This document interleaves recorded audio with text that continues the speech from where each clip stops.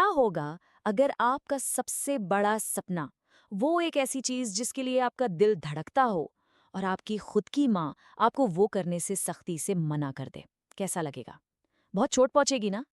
आज हम बिल्कुल ऐसी ही एक कहानी को डीपली समझेंगे। ये सिर्फ आपकी टेक्स्ट बुक का एक चैप्टर नहीं है, ये किसी बेहतरीन इमोशनल मूवी जैसा है। हम बात कर रहे हैं द पॉट मेकर की, जिसे लिखा है नॉर्थ ईस्ट इंडिया की बहुत ही फेमस राइटर टेम्सुला आऊ ने। ये कहानी नागा ट्राइब की एक ऐसी इमोशनल और दिल छू लेने वाली जर्नी है जो मिट्टी, जिद्दी सपनों और एक हार्ट ब्रेकिंग हकीकत के बीच घूमती है। तो चलो इस चैप्टर की सोल को समझते हैं। कहानी शुरू होती है एक छोटी सी प्यारी सी बच्ची से जिसका नाम है सेंटीला। अब देखो, सेंटीला के दिल में शुरू से ही एक आग थी, एक जुनून था। वो अपनी माँ अरेनिला की तरह एक एक्सपर्ट पॉट मेकर बनना चाहती थी। वो बिल्कुल मासूमियत से चुपचाप खड़ी होकर देखती थी कि कैसे वो गीली मिट्टी उसकी माँ के हाथों के बीच घूमकर एक सुंदर सा आकार ले लेती है। उसके लिए ये सच में किसी जादू से कम नहीं था। उसकी माँ अरेनला इस मिट्टी के बर्तन बनाने की पारंपरिक कला में बिल्कुल मास्टर थी। मतलब उसके आसपास पूरे गांव में कोई उसके जैसा पॉट नहीं बना सकता था। पर यही इस कहानी का सबसे बड़ा दर्द है। अरेनला अपनी ही बेटी को ये सिखाने से साफ इनकार कर देती है। अब सोचो, आखिर क्यों एक माँ अपने बच्चे को अपना सबसे बड़ा हुनर नहीं सिखाना चाहती? इसका जवाब छुपा है इस माँ की दर्द भरी हकीकत में।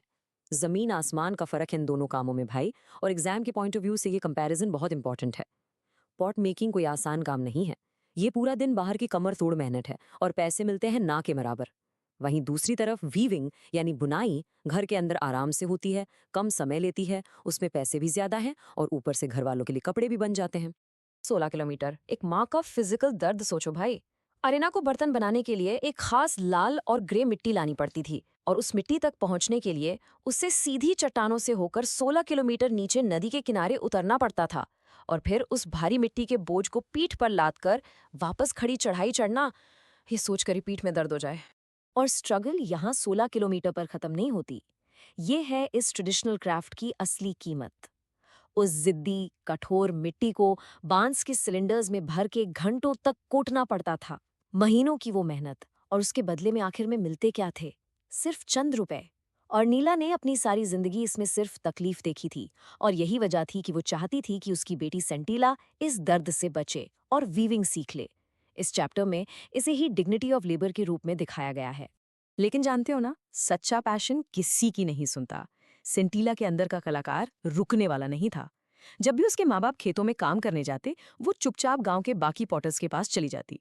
ये उसकी एक खामोश बगावत थी, एक साइलेंट रिबेलियन। वो वहां घंटों बैठती और उन्हें काम करते हुए बहुत डीपली ऑब्जर्व करती। अब जरा इस पॉटरी प्रोसेस को ध्यान से समझते हैं, क्योंकि एग्जाम्स में ये स्टेप बाय स्टेप पूछा जाता है।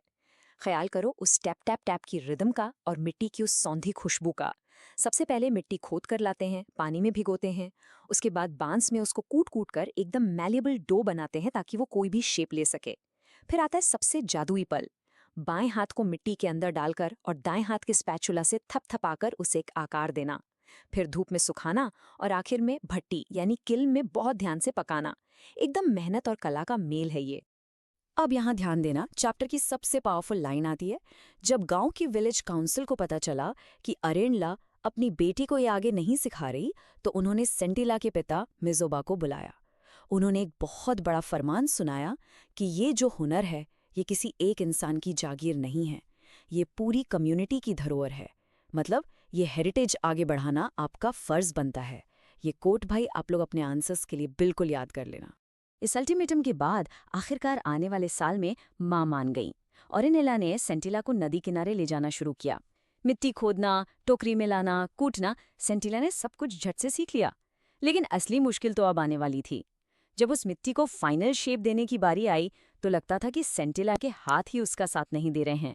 सोचो जरा, वो पूरा एक साल लगातार फेल होने का साल।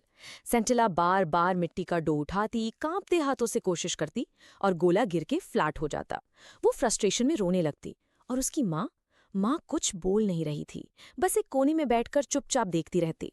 फिर आकर उसी मिट्टी को एकदम आसानी से, बिना किसी मेहनत के, एक परफेक्ट पॉट में बदल देती। उन दोनों के बीच की वो जो खामोशी थी ना, वो सच में अंदर तक चुभने वाली थी। लेकिन तभी इस कहानी में एक नया और बहुत जरूरी कैरेक्टर आता है, ओनुला। गांव के रिवाज के हिसाब से सेंटिला को गर्ल्स डॉर्मेट्री में रहने भेजा गया।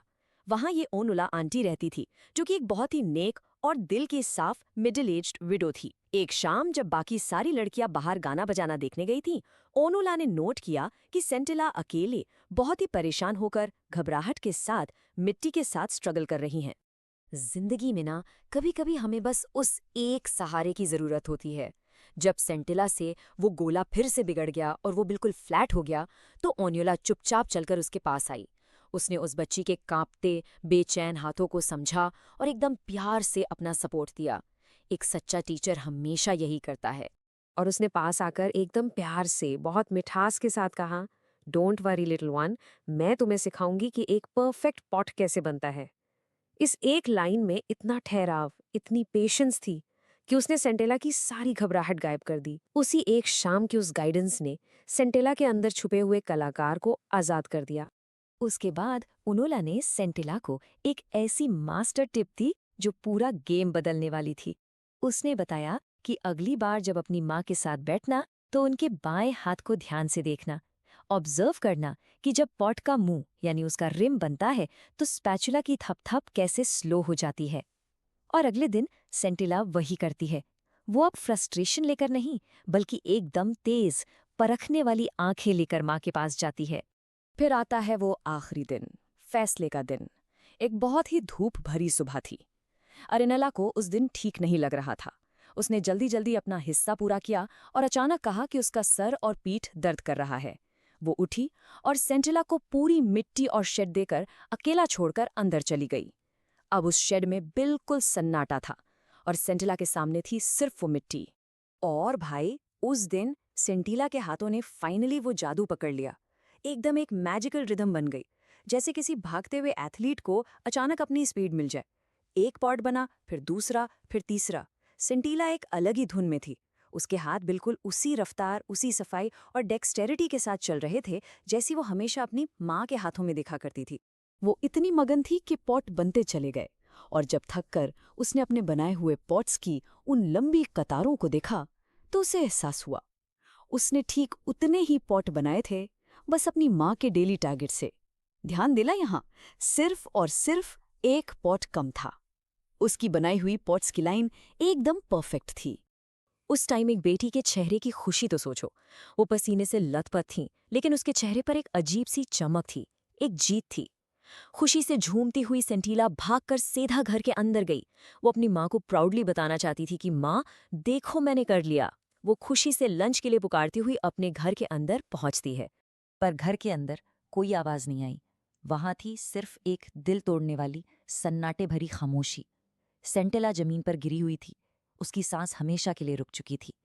जिस एक पल में सेंटिला ने अपनी जिंदगी की सबसे बड़ी कामयाबी हासिल की, वो पॉट बनाया जिसका वो सपना देखती थी, ठीक उसी दिन उसने अपनी माँ को खो दिया। ये एकदम झकझोर देने वाला सदमा है। और अगली सुबह जब उसकी माँ की अर्थी गांव से गुजर रही थी, तब सेंटिला पीछे भागती हुई रोती है और कहती है, mother, I did not mean this to happen, it just came to me, please forgive me. वो गिल्ट, वो अपनापन, वो आर्ट और लॉस का बोझ, सब कुछ इस एक दुख भरी लाइन में ठहर जाता है। प्योरे गांव में कोई नहीं समझ पाया कि सेंटिला किस बात की इतनी माफी मांग रही है, सिवाय एक इंसान के, ओनुला। ओनुला जब उस शांत वर्क शेड में गई, तो उसने दो एकदम साफ फ्रेश पॉट्स की लाइंस देखी। एक लाइन एरेनला की और एक सेंटिला की। दोनों इतने एक जैसे थे कि फर्क करना तक नामुमकिन था। वहां एक बहुत गहरी सच्चाई छिपी थी। जिस पल एक नई पॉट मेकर का जन्म हुआ, ठीक उसी पल पुरानी आर्टिस्ट ने इस दुनिया को अलविदा कह दिया। कहानी यहीं खत्म होती है, पर दोस्तों एक सवाल छोड़कर जाती है हम सबके लिए। क्या सच में एक नए कलाकार के आने पर पुराने को इतना बड़ा सैक्रिफाइस देना पड़ता है, या ये वही पेनफुल कीमत है जो हमें अपने पुरखों की धरोहर, उस हेरिटेज को आगे बढ़ाने के लिए चुकानी ही पड़ती है? द पॉट मेकर हमें सिखाता है कि हमारे अंदर का आर्ट, हमारा पैशन किसी न किसी तरह बाहर आता ही है, चाहे उसमें कितनी भी कुर्बानी या हार्ट ब्रेक क्यों ना छुपे हो। चलो भाई, मिलते हैं अगली ऐसी ही एक डीपली इमोशनल और इंटरेस्टिंग कहानी के एनालिसिस में। पढ़ाई कर